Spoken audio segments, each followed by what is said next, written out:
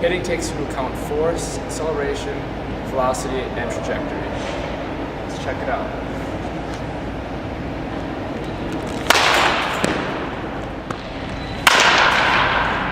As you saw, Josh was able to put a lot of force in that baseball with that powerful swing. Major leaguers can do even more when they send it over the fence. Let's take a look and see how much force they're actually talking about.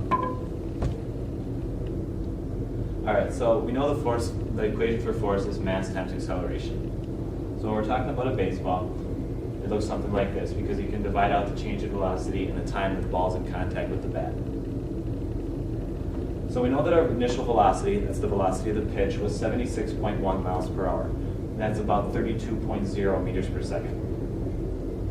And then the velocity coming off the bat, we weren't actually able to measure, but looking on websites and what the pros are usually doing, it's about 100 miles per hour, which is 44.7 meters per second.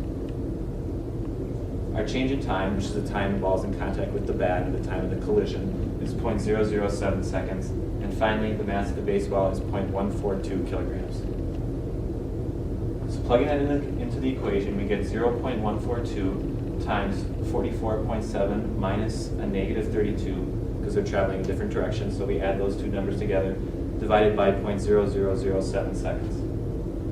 If my calculations are correct, that comes to 15,560 newtons. A lot of force. A very important pitch in baseball is a curveball. Some physicists think that it's an illusion, but there's real physics behind it. Take a look.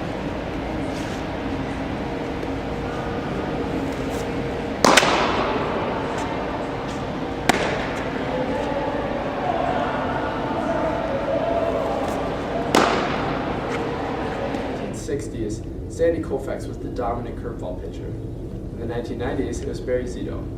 Today, it is Dan Delaney. To explain why Dan Delaney is such a dominant pitcher, we have to explain the physics of the curveball. The physics of the curveball has to do with aerodynamics, the way moving objects through the air experience different forces. Specifically, we're discussing the Magnus force, which explains why spinning objects experience lateral forces. Before we can explain a curveball, we first need to study a fastball. As you can see, the airflow around a baseball is relatively straight on both sides, causing a straight wake through which the ball travels. Whereas in a curveball, due to the spinning nature of the ball, and here we have the ball spinning counterclockwise, the air below the ball will travel further and be trajected upwards, and the air on top of the ball will be bounced off and causing the wake to shift upwards. So Newton's third law come into effect here.